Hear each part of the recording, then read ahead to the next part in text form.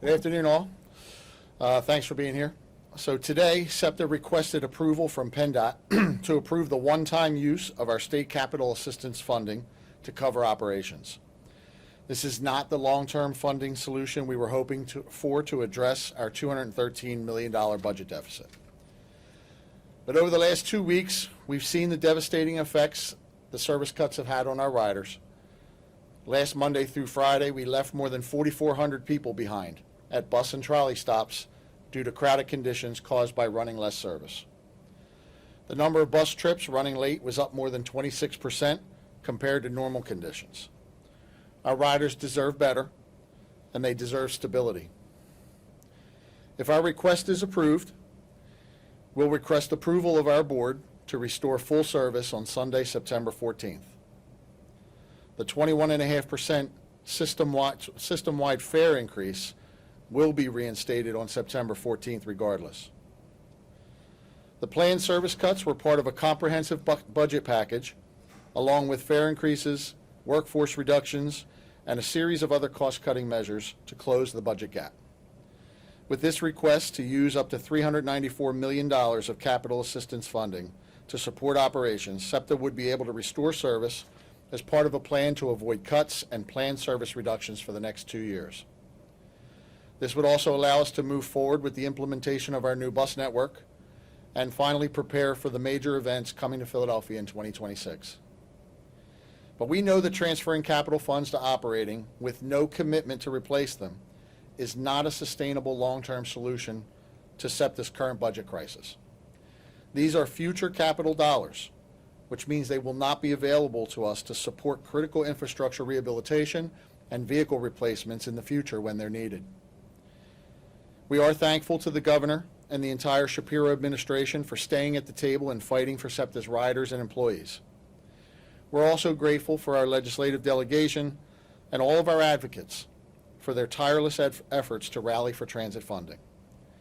We're urging all parties to continue to work towards an agreement on a transit funding plan that preserves this service for our customers and the region, the service they deserve, well into the future. I'll take questions. Is there anything that can happen where you don't have the fare hikes? Is there money that could come in from the state, or is there any way you can see where you can go forward without doing fare increases? I mean, at this point, unless there's a funding solution that it is adequate to offset that revenue increase, no. Is there a number? Do you know? Have you guys know? It's the fare increase nets us roughly $31 million a year. Do you expect PennDOT to sign off on this? What's the timetable? When would you expect to hear from them? I mean, we're optimistic they'll sign off on it. They have told us they will give us an answer quickly, so I'm hopeful that we can get something early next week. How does this change your conversations and your lobbying with lawmakers in Harrisburg at this point? I mean, I don't know that it certainly allows them for more time to figure this out. I'm not sure that things are continuing to progress at the rate that we were hopeful that would. But it doesn't change the fact that this is not a solution. This is a Band-Aid. This will get us through a couple years, but at the expense of future capital programming. So we still need a solution. We need something long-term. We need legislators to continue this discussion.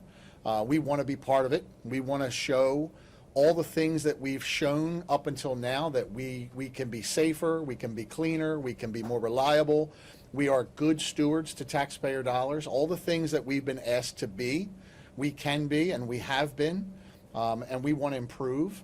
We want to show the worth and the value that SEPTA provides to the region. I think that that's where our conversations will continue. Viewers, riders might say, why now? Why are you doing this now? And where exactly, there's so many funds, it's, for the everyday person, it's a little Right. hard to track. Where exactly does the $394 million come from? So this comes from capital dollars that are allotted to SEPTA each year. We get approximately $400 million in capital dollars allotted to us each year. This is our allotment of capital dollars that we will receive in the coming year. So, This is not the transportation. well, the Public Transit Trust Fund provides funding for all of transit throughout the Commonwealth. $400 million is our allotment of capital programming From it's that. from that fund, yes. Okay. why not do this in the beginning? People would say, at the very beginning, why not have this as an option and a route so people don't have to go through the craziness that's been the past 2 weeks? Well, I think until now, I mean, we were optimistic we would get a funding plan done. You know, I know that, you know, certainly state budgets being late is not a new phenomenon. But you know, we weren't able to get it done last year. You know, we knew it would be tough this year. But it's clear now that it's a stalemate, and look, we just want to provide the best service we can for our customers, and we think this is the best decision that we can make at this moment. Is this action a direct result of the judge's order yesterday? No, this is not a direct result of that, although certainly that showed us that there's problems, and we want to solve these problems. But we knew going into this week, as we were analyzing the data from last week, that the service is just not. It's not what customers need to have, and it is really upset how people are moving around the region. Scott, I guess, you know, it's very similar to what Senate Republicans had proposed before the cuts went into effect, and you kind of came out against that plan, but here we are, this is very similar. Why not take that back then to avoid those? Well, if you recall, there were other aspects of the Senate plan that included money for roads and bridges. So this does not obviously have any effect on that. This is solely SEPTA's capital funding. It's at this moment, it only affects us. Are you confident this won't happen again in another 2 years or so? We'll be right back. Are you confident that this can be sustainable? I am. Well, this is not sustainable. What we're doing here today is not sustainable. I guess the confidence that I have at this moment is we have 2 more years now to keep pushing the ball forward. You know, Before though, right? But you had all this time Yeah, up to now. You yeah. had all that time. It's not going to be easy. Make no mistake about it. It's not going to be easy. And 2 years from now, we will be well, hopefully not from today, but 2 years from now, we'll be having this same conversation. You know, I hope that we've progressed far enough along that at that time, maybe we get something done before the budget deadline in June. Both you and the CFO testified at length in court that unlike the flex last year, there is no similar solution. There is no fund to tap on. There is, and then suddenly today, there is a fund to tap, right? So I understand it comes from somewhere else. That came from the highway assistance. Mhm. Again, I know it's the same question, but Well, how did this never come up? it's not that this never came up. We've talked all along about the risk of moving money from capital to operating. Make no mistake about it, there's risk here, tremendous risk to SEPTA, because we now have to go back and take a look at our capital budget, a budget that we've already deferred or descoped 44 projects from due to inadequate capital funding.